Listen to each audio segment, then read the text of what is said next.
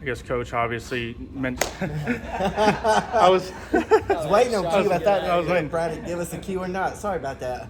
Obviously, Coach, you talk about those little things that you want to get that lead early. What is it you feel like you need this team to do to be able to get out to those leads early instead of having to put themselves in the place to do the unlikely? They know that we want to score first, but that's one of our goals offensively is to score first. But the thing these guys do is they score second, third, fourth, and fifth when we don't, and it just, you'd love to have a script, you'd love to have a game plan, and then you get punched in the face, right? And then you have to adjust, and that's what these guys are really good at. We have a plan. Very rarely does it just go perfectly. And where these guys shine is the response from getting knocked down. And everybody wants to have it, but until you actually get tested over and over and over again, do you start to see what the identity of the team is. And there's been teams where you don't learn the identity of your team until very late, and sometimes you learn it early. And, we've just been through the ringer, it feels like, even though our record is good, it's just there's been so much adversity during the game.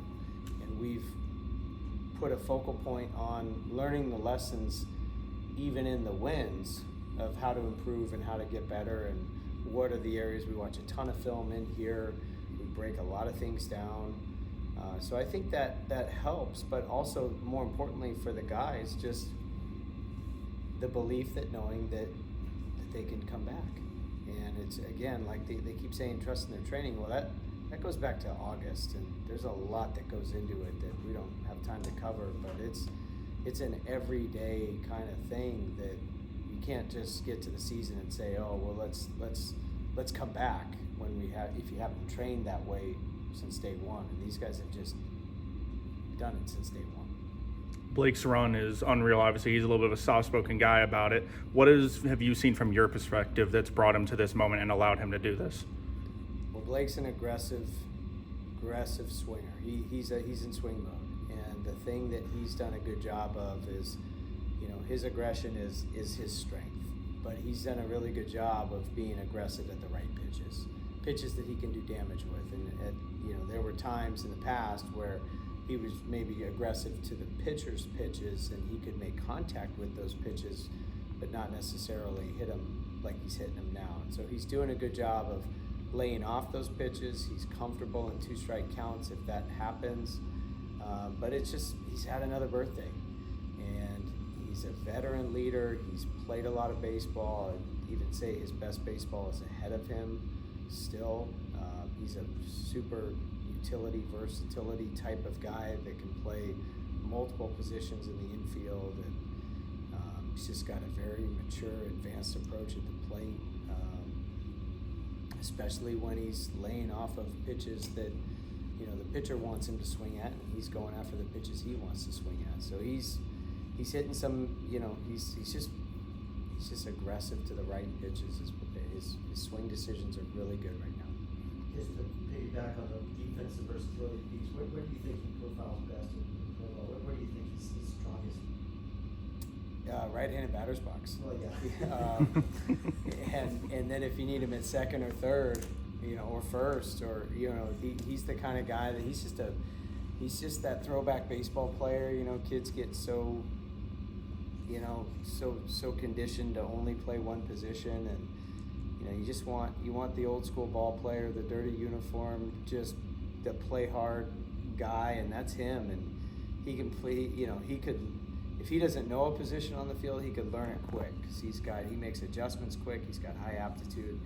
But the advanced approach at the plate is, I think any organization would love to have a guy like that in their organization, and just give him a shot, because he's a guy that, he could hit his way through the levels, and just be able to play second, play third, bounce to the outfield, whatever. So I'm just glad he's on our team. Not quite halfway into the season. Where do you see the team as opposed to maybe what you were looking for it to be at this point? Yeah, I didn't have a goal like in terms of what our record would be. It's just everything we talk about is about getting better and it's so boring and such coach speak, but it's literally that's what it takes, and it's just the target on be the best team at getting better. If we're going to be ranked number one, let's be the number one ranked team at getting better, and just keep the target on that, and that will lead to the results that we want. But we also know that, you know, we're a long way off from the things that, you know, that we're going to be measured on, and whether this season was a success or not. That happens in the month of June.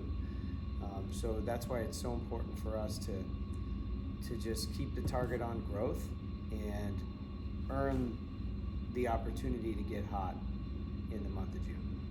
Coach, Blake talked about, just kind of gushed about your offensive approach, your discipline, really throughout the lineup. And I know the first 2 weeks against 2 really good pitching staffs, you draw a ton of walks and APPs. How do you teach that, or how do you instill that kind of play discipline really throughout your lineup? What's the key, do you think?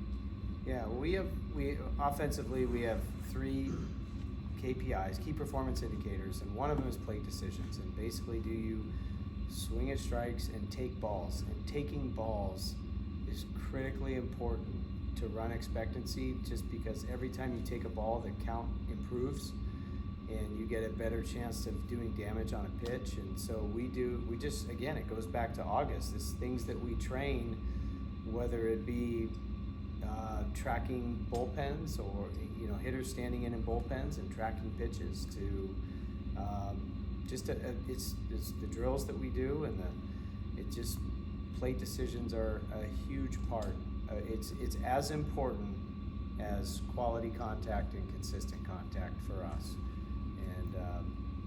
And guys being able to hold the zone on some really good pitches that maybe they would have offered at a year ago, but they're holding the zone now and just getting to the next pitch. And so part of it is just that mindset of winning pitches, and the other part of it is understanding how to be a run-scoring offense, and a walk is victory over the pitcher. And we pride ourselves on taking our walks when we can pass the baton to the next guy and string the quality at bats together. A walk is a big deal. Just as important as setting the table for a guy like Blake Wright to hit, to get a big hit, or anyone to get a big hit. So plate decisions is the answer. It's all the training that goes into those plate decisions for us from day one. Obviously, the crowd today, nobody left regardless of what the score was. What was it like to see everybody have that belief in the building, and then obviously like the crowd pop when Blake hits that grand slam and everybody in the building? See, that's really what we're doing. We're just trying to drive attendance up. No, it's an incredible atmosphere when the crowd's into it, and we didn't really give the crowd a whole lot to cheer about, but I think everybody knew, like, okay, it's coming, and sometimes the crowd can ignite the rally, and sometimes we can ignite the crowd. But either way, when we're working together, it is a 10th man. I mean, this, again, I've said this for a long time, this used to be one of the most hostile environments in all of college baseball, and people have built some monstrosities of stadiums, but I think there's a whole nother level of growth here for what the atmosphere can be. And the atmosphere was awesome. You got Michael Marianos, our marketing guy, pumping that music and getting people into it, and it is fun, it is exciting.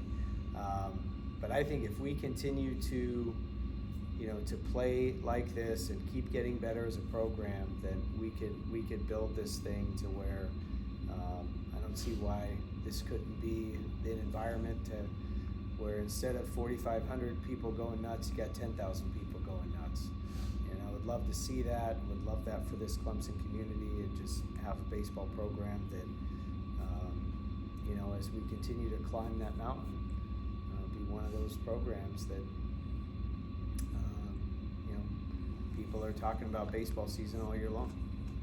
And on that same vein, you mentioned earlier where the season's judged. How much does that goal to like getting that crowd in that environment matter, especially say you're able to host a regional, and how much that would mean to have that hostility for when people come in and have to play you? Yeah, well, it's not just about what it does to the other team, but it definitely has a psychological effect on the other team, but it's more of what it does for our community and all the local businesses here, and being able to bring an event to our community here at Clemson and really ignite, whether it's restaurants, hotels, retail, whatever, but just get a lot of energy and a lot of excitement. And softball's doing it, and we're doing it, and you got this is the place to be for Diamond Sports in the month of June. Like that would be really cool. And when I think of this school and this athletic department, I don't think there's any excuses why we couldn't. And when the crowd is doing what it's doing and helping us have success on the field, and they're fueling each other, and there's some synergy there, it makes it even that much better. Anything else for Coach? He's gonna start for against Coastal yet. Yeah, Billy Barlow. Still good. Yeah. All right, thank you, Coach.